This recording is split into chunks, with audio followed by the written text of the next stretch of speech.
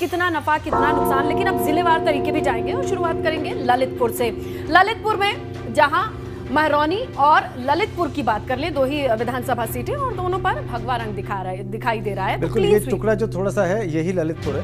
अच्छा, यहाँ की 2 सीटें हैं और देखिए दोनों पर भारतीय जनता पार्टी ने क्लीन स्वीप किया है। और इसी का जिक्र करना होगा जब बुंदेलखंड की बात करते हैं राजेंद्र, तो कई जिले मिलेंगे, हालांकि छोटे छोटे विधानसभा वाले मिलते हैं। अगले यहाँ ज्यादा विधानसभाएं हैं। देखिए झांसी की आप बात करें तो गरौठा हो गई, बबीना हो गई और झांसी नगर या मऊ रानीपुर, यहाँ पर भी भगवा दिखाई देता है। क्लीन स्वीप है भारतीय जनता पार्टी का झांसी में। ऐतिहासिक जिला, ऐतिहासिक जमीन हमीरपुर देख लीजिए आप, 2 सीटें। बिल्कुल, हमीरपुर की बात करें राजेंद्र तो राठ और हमीरपुर बड़ा सिंपल है, कुछ भी नहीं समझना ये समझाना है, दोनोों जगह पर भगवा दिखाई देता है। क्लीन स्वीप वाले भारतीय जनता पार्टी के जिले हम आपकी स्क्रीन पर रखे हुए। महोबा की बारी आ गई है। चरखारी और महोबा सीटें दोनों भारतीय जनता पार्टी के पास है। तो क्लीन स्वीप कहां पर मिली है बीजेपी को, ये हम आपके सामने रख रहे हैं जिलेवार तरीके से। और जिले में जितनी विधानसभा सीटें हैं, किसके पाले में कौन गई, जहां ये वो जिला है जहां पर सपा का खाता खुला है। राजेंद्र देखिए, यहाँ पर बबेरू ऐसी सीट है जहां सपा काबिज हो पाई है। इसके अलावा बाकी 3 जो सीटें हैं, तिंदवारी, नरैनी और बांदा सदर, तीनों पर समाजवादी पार्टी हारी है।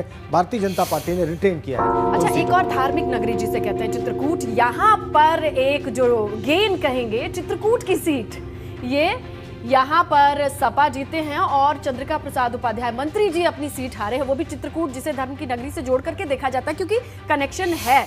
ये रहा चंद्रिका प्रसाद उपाध्याय एक कद्दावर नेता है और ये देखिए जाला उनका समीकरण। यहाँ भी समाजवादी पार्टी एक सीट जीती है, कालपी ऐतिहासिक जगह है ये भी, ऐतिहासिक। और उरई और माधवगढ़ की सीटें भारतीय जनता पार्टी जीत गई है। तो ये स्थिति है और ये हमने आपको बताया कि समाजवादी पार्टी किन 3 सीटों पर जीती है और कहां पर भारतीय जनता पार्टी ने क्लीन स्वीप किया है। कुल 7 जिले हैं, 19 सीटें हैं। भारतीय जनता पार्टी ने पिछले चुनाव के मुकाबले में 3 सीटें गंवाई हैं और वो तीनों सीटें चली गई हैं समाजवादी सपा ने कमाई हैं। और चलिए इन्हें जानने और समझने के लिए हमारे सहयोगियों का रुख करते हैं, जिन्होंने बहुत अच्छा खासा वक्त इन क्षेत्रों में गुजारा है, वहां की राजनीति की नब्ज टटोली है, देखा है, समझा है। अविनाश और शैलेश हमारे साथ जुड़े हैं। अविनाश के पास पहले चलते हैं। अविनाश, बुंदेलखंड में 19 में से 16 सीटें रिटेन करना, मतलब ये कि किसी भी किस्म की एंटी इनकम्बेंसी को हरा देना, बीजेपी ऐसा कैसे कर पाई?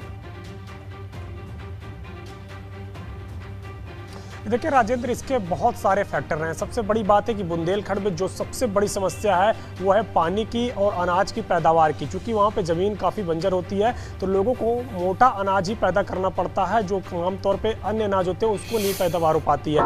दूसरी समस्या थी पानी की। तो केंद्र सरकार ने लगातार बुंदेलखंड के विकास के लिए काम किया। वहाँ पर हर घर जल नल योजना के तहत वहाँ पर पानी पहुँचाने का काम किया गया, खासतौर से पीने के पानी के काम को पहुँचाने का काम किया गया। इसके अलावा अगर बात करें तो डिफेंस कॉरिडोर झांसी के अंदर बनाने का काम प्रधानमंत्री नरेंद्र मोदी ने किया।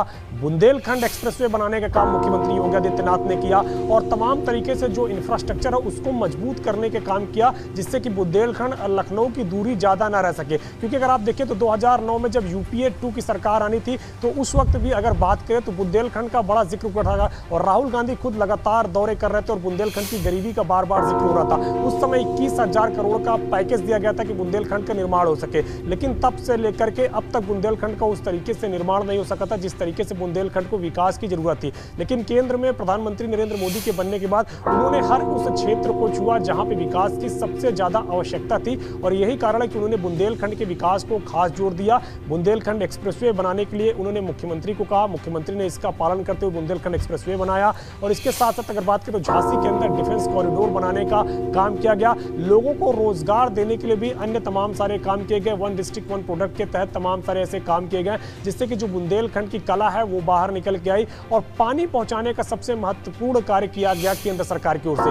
राशन भी एक अहम फैक्टर रहा, जिस तरीके से केंद्र सरकार ने पूरे देश भर में राशन का वितरण किया। कोरोना काल के दौरान की बात करें चाहे कोरोना खत्म होने के बाद का, तो ये भी बुंदेलखंड में एक बड़ा फैक्टर बना कि राशन जो वितरण हुआ उसकी वजह से बुंदेलखंड में तमाम सारे जो वोटर हैं वो भाजपा के पक्ष में आए, भाजपा को अपने करीब पाया और महिलाओं को लेकर जिस तरीके से सुरक्षा की अगर बात करें, जिस क्षेत्र में खेती-बाड़ी इतनी मुश्किल हो, पानी की समस्या हो और वहां के लोगों ने अनाज के लिए संघर्ष देखा हो और उन्हें मुफ्त अनाज मिल जाए,